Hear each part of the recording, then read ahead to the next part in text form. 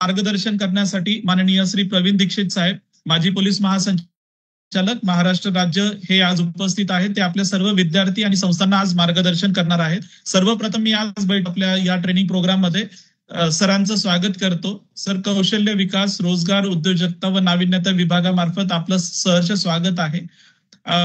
आज आपण civil defence ट्रेनिंगच्या संदर्भात या ठिकाणी सर्व आपल्या आयटीआयच्या विद्यार्थ्यांना मार्गदर्शन करण्यासाठी आमच्या आग्रहास्तव आपण निमंत्रण स्वीकारलं, त्याबद्दल देखील आपले आभार आहे. आणि सर, आपल्याला रिक्वेस्ट करतो की आपण आता सेशन सुरू करूया. आपली जेवढ्या पीपीटी आहेत त्या सर्व पीपीटी मी माझ्याकडनं शेअर करेल. आपण जसं इन्स्ट्रक्शन देणार त्याप्रमाणे पीपीटी आणि व्हिडिओज या ठिकाणी मी शेअर करेल. Thank you sir. Over to you please. Thank you.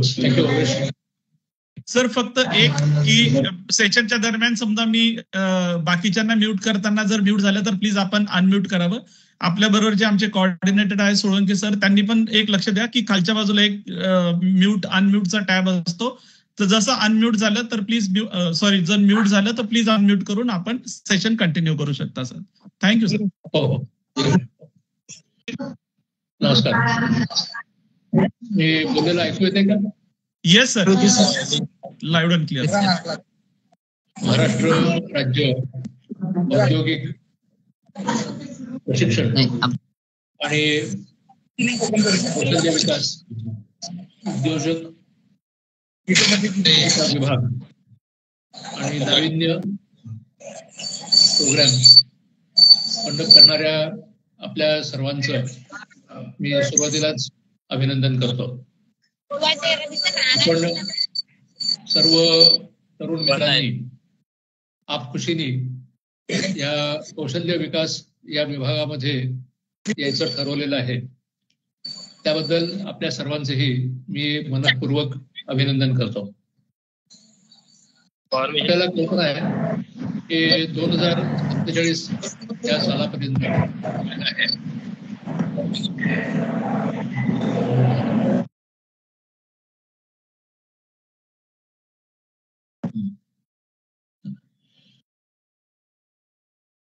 ऐकू येत आहे का? परत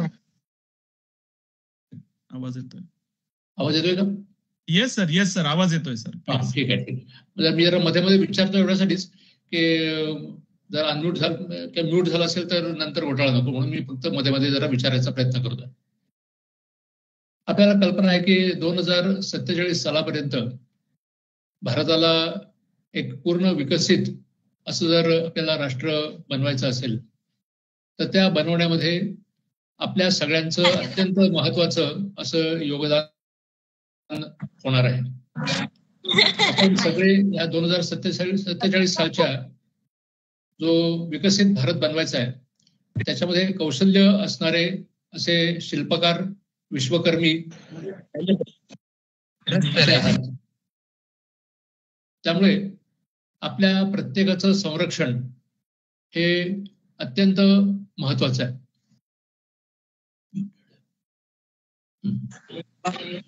तर हे जे आपलं संरक्षण आपल्याला करायचं आहे, हे संरक्षण आपलं सैन्य, आपले पोलीस अधिकारी, कर्मचारी हे तर करत असतातच, पण त्याचबरोबर तुम्ही ज्या ज्या ठिकाणी असाल त्या ठिकाणी, तुम्ही कदाचित काही खाजगी संस्थेत असाल, काही शासकीय संस्थेत असाल, काही स्वतःचे व्यवसायामध्ये असाल, त्या प्रत्येक ठिकाणी आपणही या संरक्षणामध्ये सहभाग व्हायचा आहे. आणि हे संरक्षण आपण कसं करायचं याला म्हणायचं नागरी संरक्षण विभाग. आता हे जे नागरी संरक्षण आहे हे आपल्याला कोणापासून करायचं आहे त्याची आपण थोडक्यात आज माहिती घेणार आहोत. आणि त्या माहितीचं नाव आहे मॉक ड्रिल्स. मॉक ड्रिल्सचा आपल्याला अर्थ माहिती आहे, रंगीत तालीम. म्हणजे ही जी रंगीत तालीम आहे ती कशाची रंगीत तालीम आहे? जर प्रत्यक्ष काही आपल्यावरती हल्ला किंवा युद्ध असा प्रसंग आला तर त्या युद्धाच्या जी काही तयारी आपल्याला करायची आहे ती तयारी आपण कशी करायची त्याच्यासाठीची ही रंगीत तालीम आहे. आता ह्या संबंधीची माहिती आपण घेऊया.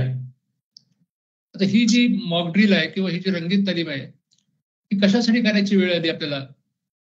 आपल्याला काहींनी वाचलं असेल, ऐकलं असेल. 1971 साली मागच्या वेळेला ज्या वेळेला भारत आणखीन पाकिस्तान याच्यामध्ये पाकिस्तानमुळे आपल्याला युद्धाला सामोरं जायला लागलं होतं. तर त्यावेळेला युद्धाच्या तयारीसाठी म्हणून ह्या अशा प्रकारच्या आपल्याला युद्धजन्य जी काही परिस्थिती निर्माण झाली होती त्यावरती मात करण्यासाठी म्हणून सर्व भारतभर अशा प्रकारची ड्रिल ही आपण केलेली होती. 1971च्या नंतर आतापर्यंत मध्ये जरी 1999 साली कारगिल युद्ध झालं तरी ते काही मर्यादित क्षेत्रामध्ये होतं आणि त्यामुळे बाकीच्या भारतावरती परिणाम विशेषतः जाणवला नाही. परंतु आपल्याला मागच्या महिन्यामध्ये 22 एप्रिल रोजी अनेक पर्यटक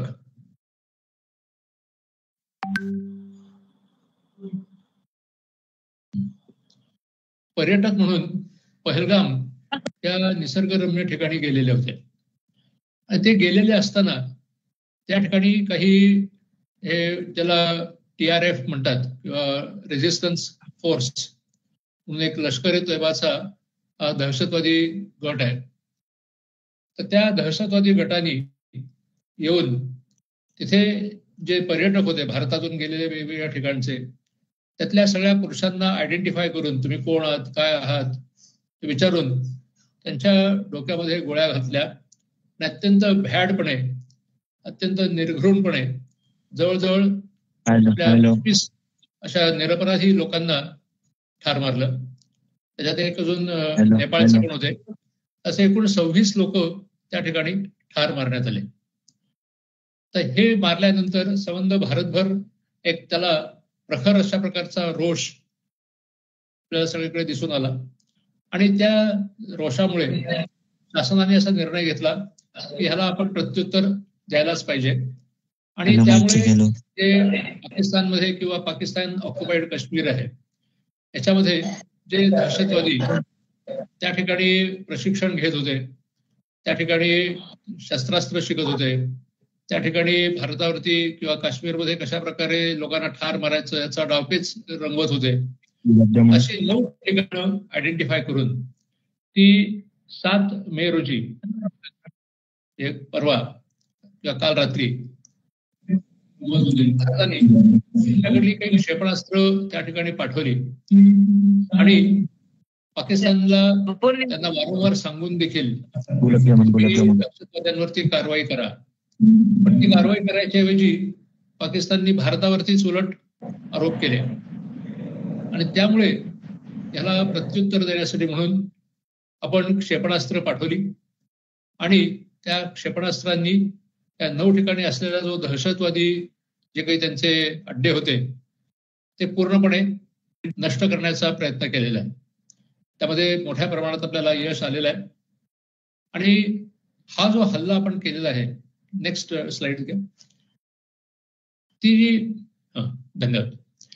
तर त्यामुळे आजही आपल्याला कल्पना आहे की लाहोर या ठिकाणचं जे विमानतळ आहे त्या ठिकाणी काही आज बरेच बॉम्बस्फोट झालेले आहेत आणि लाहोरचं विमानतळ बंद करण्यात आलेलं आहे.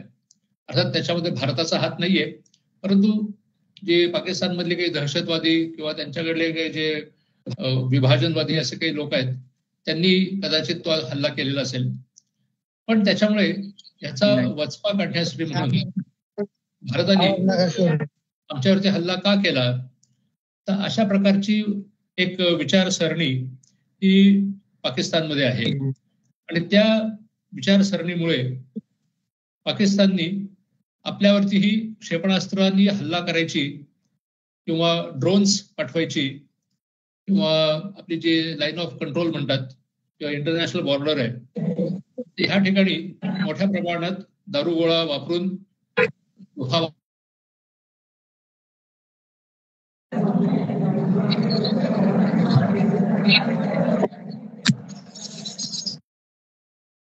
सीमावर्ती भाग आहे तर त्या सीमावर्ती भागामध्येच मर्यादित राहील असं नाही. तर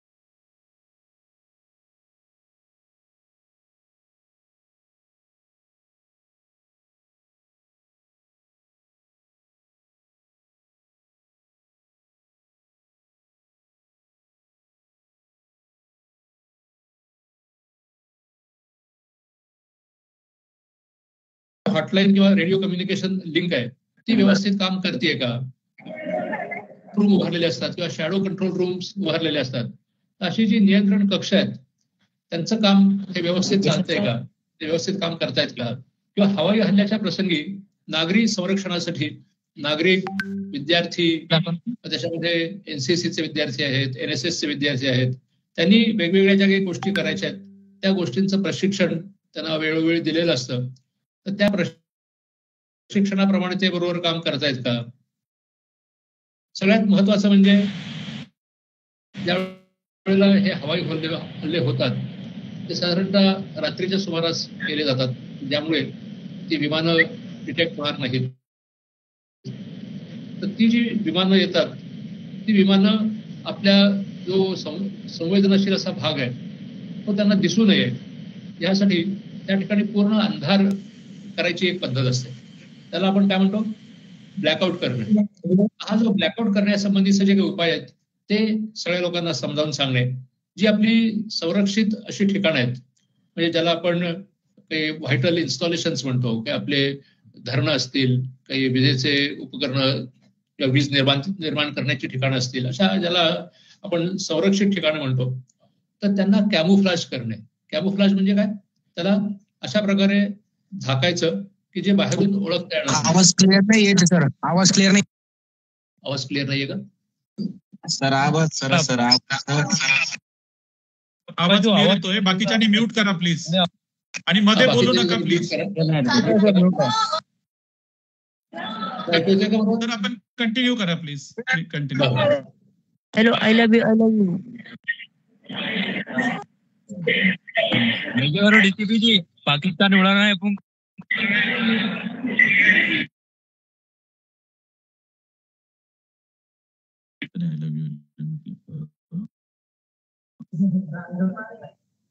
म्हाताऱ्या तुझ्या डोंगरात बोलला तुझ्या.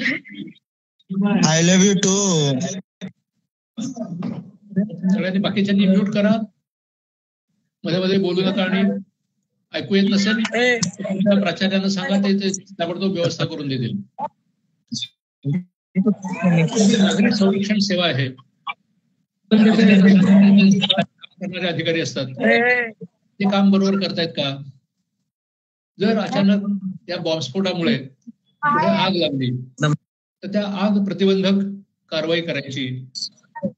जे लोक काही त्याच्या हल्ल्यामध्ये जखमी झाले असतील तर त्या जखमी झालेल्या लोकांना सुरक्षित स्थळी हलवायचं.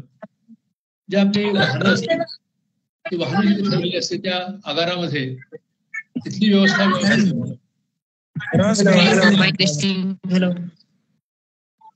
जर समजा आग प्रतिबंधक कारवाई करण्यासाठी फायर एक्सटिंग्विशर्स नसतील तर त्याला वेगवेगळ्या पद्धतीने आग कशी विझवायची किंवा लोकांना सुरक्षित स्थळी न्यायचं आहे. तिथे जर आपल्याकडे स्ट्रेचर्स नसतील तर स्ट्रेचर नसताना सुद्धा लोकांना सुरक्षित रीतीने हॉस्पिटलपर्यंत कसं पोहोचवायचं. जो काही आता म्हणलो ब्लॅकआउट, तर त्या ब्लॅकआउट करताना करावयाची जी काही कारवाई आहे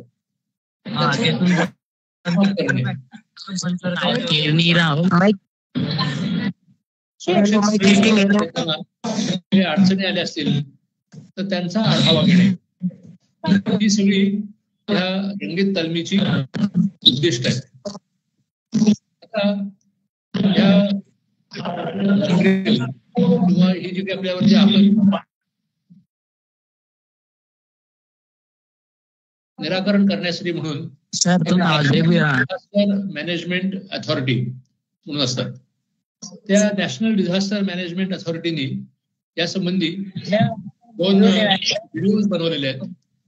ते व्हिडिओ मी योगेशजींना विनंती करतो की ते आपण सुरू करूया, की ते आपण सगळे जरा 2 व्हिडिओ पाहूया.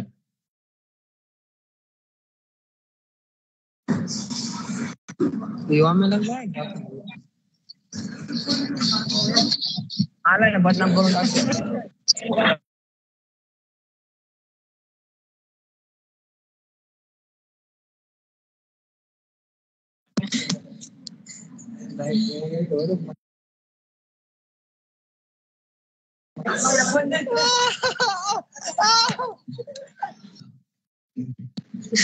हॅलो. हा बरोबर आहे, सुरू करून द्या.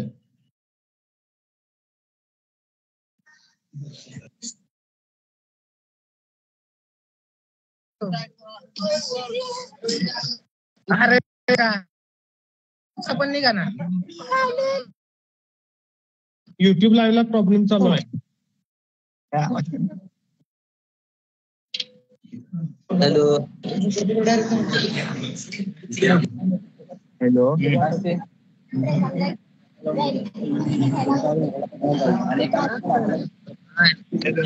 हॅलो हनुमान नगर गुजे. हॅलो हनुमान नगर गुजे.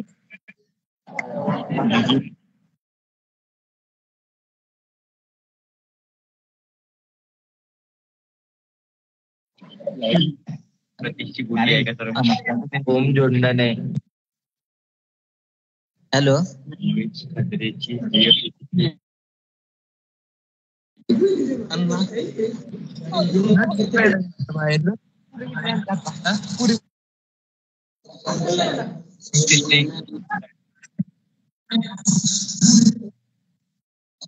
हँग मारून हो काय मारत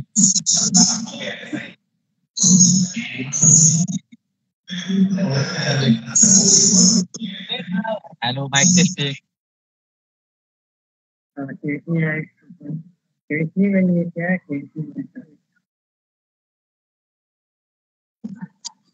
आहेर Omkar next company.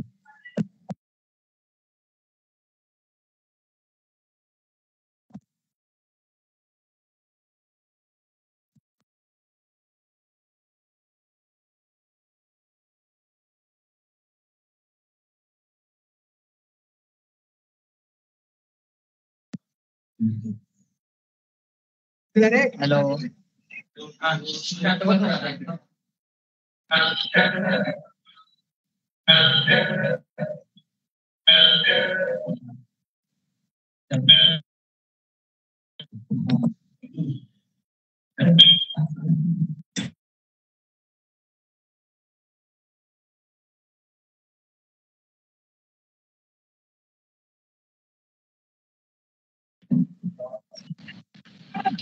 Hello mike hello Dayanand Pawar.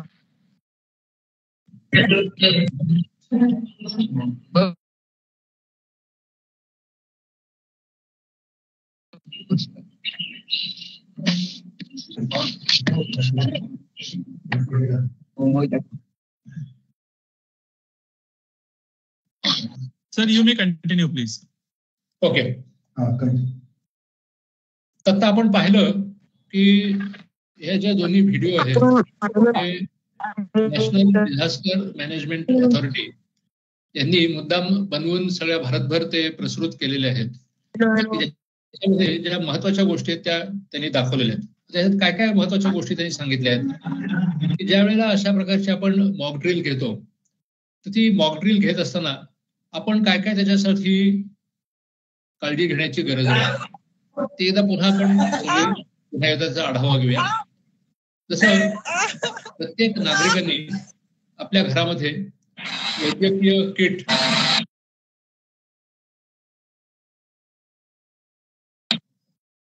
ज्याच्यामध्ये काही आपल्याला लागणाऱ्या काही फर्स्ट एडच्या गोष्टी असतील, बँडेज असेल, त्याचप्रमाणे जर रोजचं काही आपल्याला लागणारं धान्य असेल, राशन असेल, ते रेशन आपल्या जवळ तयार ठेवावं. हॅलो हॅलो समजा काही हॅलो आधार झाला हॅलो हॅलो आणि वीज खंडित झाली तर त्याच्यासाठी इमर्जन्सी म्हणून आपल्याकडे टॉर्च किंवा मेणबत्त्या यांची सोय ठेवावी.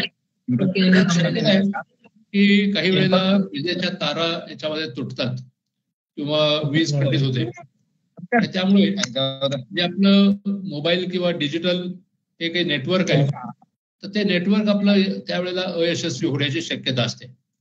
आणि त्यामुळे आता आपण सगळे व्यवहार आपल्याला कल्पना आहे की डिजिटली पैसे देणं घेणं करत असतो. आपल्याला सोयीस्करपणे आपल्याला आवडतं परंतु अशा वेळ इमर्जन्सीसाठी म्हणून आपल्याजवळ काही थोडीफार रोख रक्कम ही ठेवणं गरजेचं आहे. संदेश देण्यासाठी म्हणून हॅलो हॅलो आपण इतर वेळेला मोबाईलवरती किंवा फोनवरती अवलंबून राहतो परंतु ह्या अशा वेळेला मोबाईलचं सुद्धा नेटवर्क चालेलच असा भरोसा नसतो. त्यामुळे संदेश द्यायचा असेल, जवळ असेल तर आपण शिट्टीच्या माध्यमातून काही शिट्ट्या कशा वाजवायच्या त्याचं शिक्षण घेऊन त्याप्रमाणे लोकांना कळवू शकतो. जर आपल्याला दूरच्या काही लोकांना संपर्क करायचा असेल, त्यांना काही आपल्याला काय आपत्ती आलेली आहे ते कळवायची असेल तर त्याच्यासाठी एक हॅम रेडिओ म्हणून असतो. तर त्या हॅम रेडिओचं सुद्धा जर आपण प्रशिक्षण घेतलं, आपल्या इथे काही क्लब्स असतात तर त्याच्यामध्ये जर हॅम रेडिओ क्लब सुरू केला तर त्याच्यामधून ती मुलं ते ज्या व्यक्ती असतील त्या ताबडतोब दुसऱ्यांना संदेश देतात आणि मदत मिळू शकते. जर आपलं मोबाईल नेटवर्क चालू असेल तर सगळ्यात महत्वाचं म्हणजे ज्या वेळेला युद्धजन्य परिस्थिती असते त्यावेळेला असतात ते आपलं मनोधैर्य व्यक्त करण्यासाठी म्हणून खोट्या बातम्या मुद्दामच पाठवत असतात. तर ते जे खोट्या बातम्या आहेत त्याच्यामध्ये कदाचित काही खोटे व्हिडिओ असतात. जसं आपण 2 दिवसापूर्वी पाहिलं की पाकिस्ताननी लगेचच जाहीर केलं की आम्ही भारताची 5 विमानं पाडली. तर प्रत्यक्षामध्ये एकही विमान पाडू शकले नव्हते किंवा एकही विमानाला किंवा हल्ला केलेला नव्हता. परंतु त्यांनी जे काही व्हिडिओ त्याच्या संबंधीचे किंवा फोटो ते 4 वर्षापूर्वीचे किंवा जुने ते दुसऱ्या कुठल्या तरी भागातले अशा प्रकारचे ते खोटे फोटो होते. परंतु त्यामुळे तो फोटो खोटा आहे हे कळेपर्यंत आहे असं समजून त्याच्यावरती विश्वास ठेवतात. आणि म्हणून आपलं महत्वाचं काम आहे की अशा प्रकारचे काही फेक असे जर व्हिडिओ असतील संदेश असतील तर आपल्याला आलाय म्हणून तर आपण विश्वास ठेवायचा नाही आणि आलाय म्हणून लगेच दुसऱ्यांनाही पाठवायचं नाही.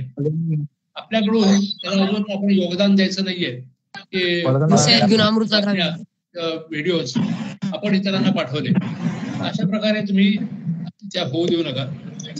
सगळ्यात महत्वाचं म्हणजे आता भारत सरकारने आपल्याला कल्पना आहे 112 इंडिया अशा प्रकारचं ऍप सुरू केलेलं किंवा 112 हा नंबर ताबडतोब आपल्याकडे जी काही आपदा आली असेल, इमर्जन्सी असेल त्या संबंधीची माहिती नियंत्रण कक्षाला पोहोचते. आणि कशा प्रकारची इमर्जन्सी आहे, मग ती पोलिसांनी जाण्याची गरज आहे का, डॉक्टरांनी जाण्याची गरज आहे,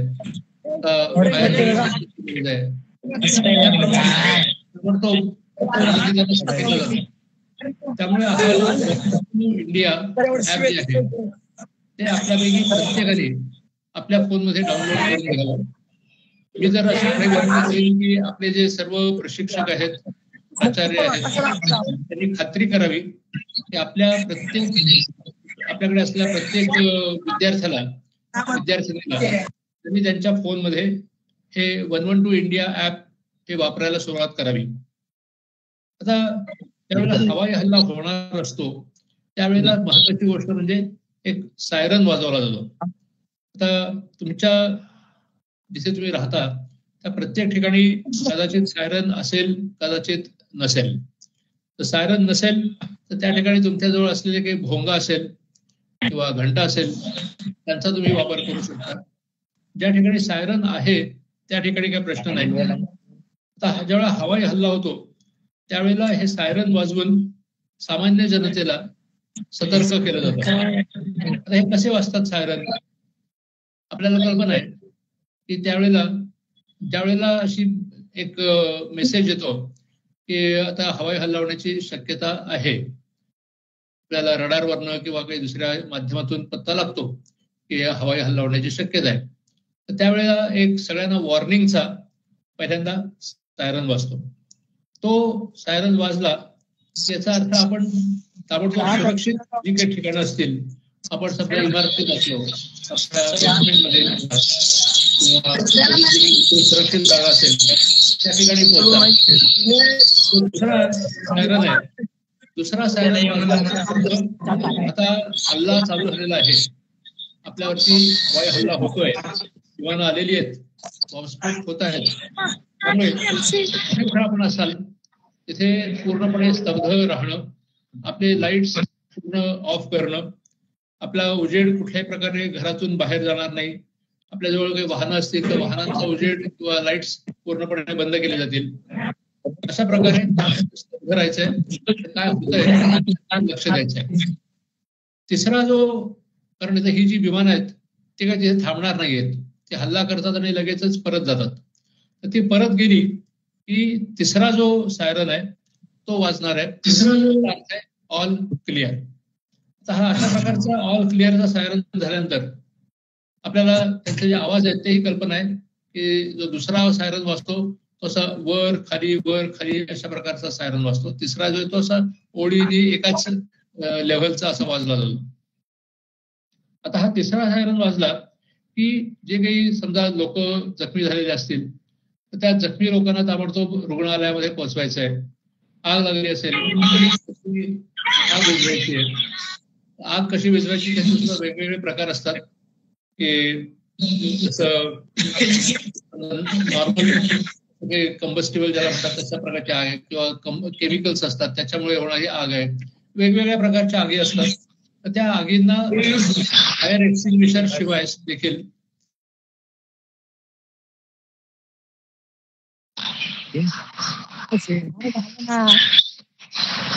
गोंधळ होणार नाही, आपण घाबरणार नाही, अशा प्रकारचं सहकार्य आपण करायचं. हे सहकार्य जे आहे हे या सायरन किंवा हवाई अड्ड्याच्या वेळेस अत्यंत महत्वाचं आहे. हॅलो. ही जी मॉकड्रिल आहे या संबंधी एक वरिष्ठ अधिकारी आहेत ब्रिगेडियर महाजन, त्यांचा या संबंधीचा एक व्हिडिओ मी परत एकदा थोडक्यात त्या वेळात दाखवायला सांगतो. योगेशजी हा जरा व्हिडिओ दाखवता येईल का? एक सेकंद.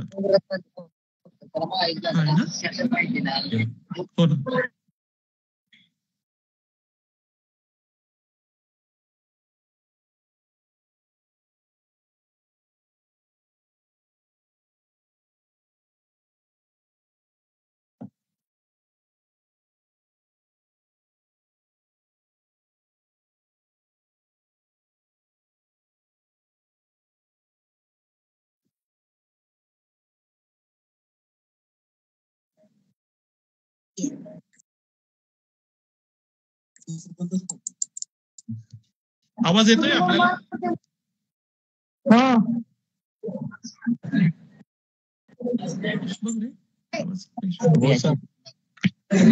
Share stop.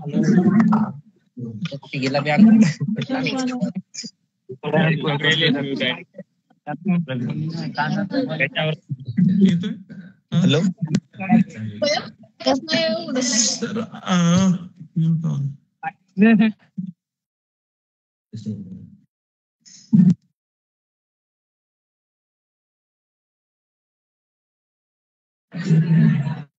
नाही ना कशिश होत नाही ना.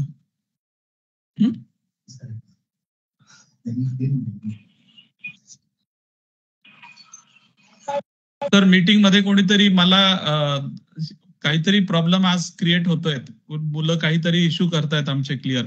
माझं मी स्वतः प्रेझेंटर असून मला ते प्रेझेंटर म्हणून काढून टाकलेलं दिसतंय. ठीक आहे, काय हरकत नाही. मी पण लिंकची जी व्हिडिओ आहे तो व्हिडिओची लिंक सर्वांना शेअर करतो सर. आधी लिंक शेअर करून द्या, मुलांनी नंतर पाहिजे तरी हरकत नाही. येस मी शेअर करतो. तुमच्या संबंधित प्रशिक्षकांना जरी ती दिली तरी ते नंतर दाखवू शकतील. Sure sir. ही जी मॉकड्रिल आहे त्या मॉकड्रिल संबंधीचे काही महत्वाचे धडे हे आपण पुढे पाहूया की त्यात काय काय आपल्याला शिकायचं होतं. एकतर जे नागरिक आहेत त्या नागरिकांनी कशा प्रकारचं न घाबरता, आता मी म्हणलो त्याप्रमाणे काही समजा जरी आपल्यावरती हल्ला झालाच, काही कुठे बॉम्ब पडला तरी देखील परिस्थितीला कशा प्रकारे सामोरं जायचं आहे. आपल्याला जे काही बंकर्स असतील किंवा सुरक्षित ठिकाणं निर्माण केलेली असतील, शेल्टर्स असतील, विशेषतः सीमावर्ती भागामध्ये असतील, काही जी संवेदनाशील ठिकाणं अशा ठिकाणी असतील तर त्या ठिकाणी कसं ताबडतोब पोहोचायचं आहे. किंवा जे काही ब्लॅकआउटची आता म्हणलो ती जी काही योजना आहे ती ब्लॅकआउटची योजना बरोबर राबवली गेलेली आहे ना. लोकांना समजा काही जर लोक जखमी झाले असतील तर त्यांना रुग्णालयामध्ये व्यवस्थित पोहोचवायचं आहे. सायरन जे आहेत ते ठीक काम करतायत ना, ह्या सगळ्याची खात्री करण्यासाठी म्हणून की आपण रंगीत तालीम किंवा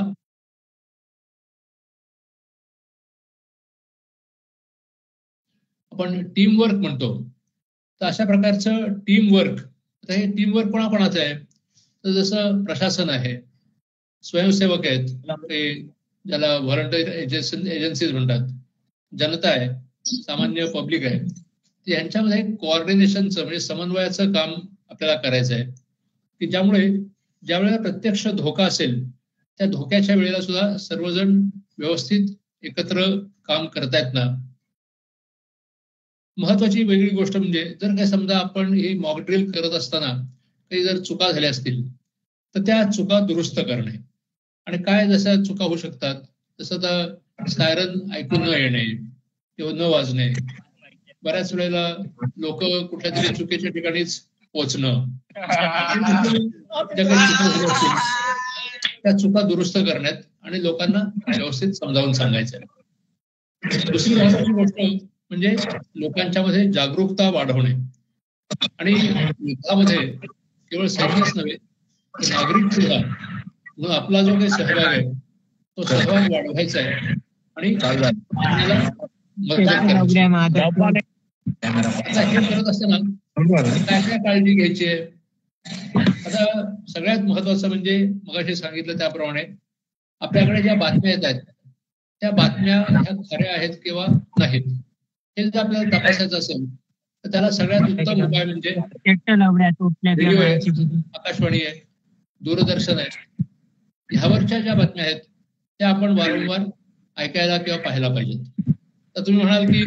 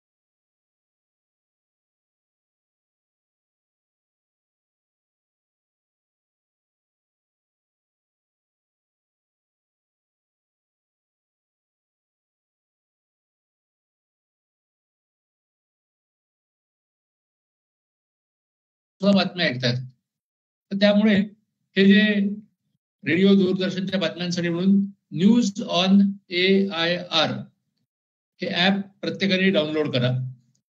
आपल्याला जी काही शेल्टर्स किंवा सुरक्षित अशी ठिकाणं आश्रयस्थानं सांगितलेली आहेत त्या ठिकाणी जायचा जो मार्ग आहे तो सुरक्षित आहे ना, आश्रयस्थानं जी आहेत ती सुरक्षित आहेत ना, ती जाणून घ्या. आपल्याला आजूबाजूचा जो भौतिक नकाशा आहे तो आपल्या जवळ ठेवा. समजा जर काही गरज पडली तर आपल्याजवळ फर्स्ट एड किंवा बँडेज याच्यासाठी लागणारं जे साहित्य आहे ते आपल्या संस्थेमध्ये किंवा आपल्या सोसायटीमध्ये किंवा ग्रामपंचायतीमध्ये ताबडतोब उपलब्ध ठेवा. जी काही लागणारी महत्वाची अशी औषधं असतील ती औषधं आहेत किंवा टॉर्च आहे, बॅटरी आहे, बॅटरीसाठी लागणारे काही पेन्सिल सेल्स आहेत हे आपल्या जवळ उपलब्ध ठेवा. जर काही वाहनं असतील त्या वाहनांचे दिवे हे प्रखरपणे चाललेले नाहीयेत यासाठी ज्याला आपण म्हणतो ते डिम करायचे आहेत, तशा प्रकारचे वाहनांचे दिवे हे डिम केलेले आहेत ना. आपण जर घरात असलो तर घराची जी सुरक्षा आहे ती घराची सुरक्षा म्हणजे काय, तर तळघरापर्यंत जिथे आपल्याला सेफ आहे, जास्ती सुरक्षित वाटतंय अशा ठिकाणी आपण पोचायचं आहे त्याची खात्री करा. जर आपल्याला तळघर नसेल तर आपण ज्या घरात राहतोय त्या ठिकाणी आपल्या घरातला उजेड बाहेर जाणार नाही यासाठी पडदे जे आहेत ते चांगल्या प्रकारचे अंधार पूर्ण होईल, बाहेरून काही उजेड येणार नाही अशा प्रकारचे पडदे आहेत ना. आपला जो उजेड आहे तो बाहेर जाणार नाही यासाठी दिव्यांच्या भोवती काही कागदाचं एक कोन तयार करून फक्त आपण जिथे पाहिजे तेवढाच उजेड पडेल पण बाहेर जाणार नाही याची खात्री करायची आहे. जिथे काही गर्दी असेल अशा शक्यतो गर्दीची ठिकाणं आपण टाळायची आहेत. जी काही संवेदनशील क्षेत्र असतील त्या संवेदनशील क्षेत्रापासून आपण दूर राहायचं आहे. आपल्याकडे काही जसं इमर्जन्सी झाली तर त्या इमर्जन्सीमध्ये ताबडतोब आपल्याला कुठे जायची वेळ आली तर जे वाहन असेल त्या वाहनामध्ये इंधन भरून वाहन तयारीमध्ये ठेवा. समजा जर आपल्यापैकी काही लोक जखमी झाले तर अशा वेळेला रक्त द्यायची वेळ येते तर त्या रक्तदात्यांची डॉक्टरांची सूची आणि संपर्क क्रमांक हा सगळ्यांना माहीत आहे ना. आणि जी कुठे जी जर का यादी ठेवलेली असेल तर ती यादी कुठे ठेवलेली आहे ती यादी सुद्धा आपल्या सगळ्या लोकांना लगेचच दिसेल किंवा माहिती होईल आणि त्याप्रमाणे संबंधितांना आपल्याला संपर्क करता येईल याची व्यवस्था ही आपण करायची आहे. सगळ्यात महत्वाचं म्हणजे आता मी सांगितलं जसं की ब्लॅकआउट असेल, काही झालं तर काही लोक जखमी झालेले असतील किंवा आग लागलेली असेल तर त्यावेळेला त्यासाठी लागणारं जे काही इक्विपमेंट आहेत ते इक्विपमेंट आपल्या सगळ्या ठिकाणी असतीलच असं नाही. जसं आग विझवण्याची फायर एक्सटिंग्विशर्स आहेत तर समजा ते नसेल तर त्याला एक ब्लँकेट आपण त्याच्या भोवती जर गुंडाळून ठेवलं तर त्यातला जो मिळणारा ऑक्सिजन आहे तो आपण जर मिळू दिला नाही तर ती आग लगेचच बंद होऊ शकते. किंवा फर्स्ट एड आहे तर फर्स्ट एडसाठी किंवा आपल्याला एखाद्या माणसाला रुग्णालयात न्यायचं असेल तर त्याला सुरक्षितरित्या आपल्या खांद्यावरती आपण कशा प्रकारे न्यावं की ज्यामुळे समजा जरी स्ट्रेचर नसेल तरी देखील आपलं अडणार नाही. ह्या गोष्टींचा वारंवार आढावा घ्यायचा आहे. आणि सरते शेवटी मी आपल्याला एवढीच विनंती करेन की आपल्या इथे जर शक्य असेल तर NSS किंवा नॅशनल सोशल सर्व्हिस किंवा NCC नॅशनल कॅडेट कोर किंवा ज्या काही अशा व्हॉलंटरी काम करणाऱ्या संस्था आहेत त्यांची माहिती घ्या. त्या संस्थांमध्ये NSS मध्ये NCC मध्ये आपल्याकडले 100% सर्व तरुण त्याच्यामध्ये जॉईन होतील याची खात्री करा. तुमचा ब्लड ग्रुप तुमचा रक्ताचा गट कुठला आहे त्याची खात्री करा. आणि जे महत्वाचे त्यातले काही रक्त गट आहेत की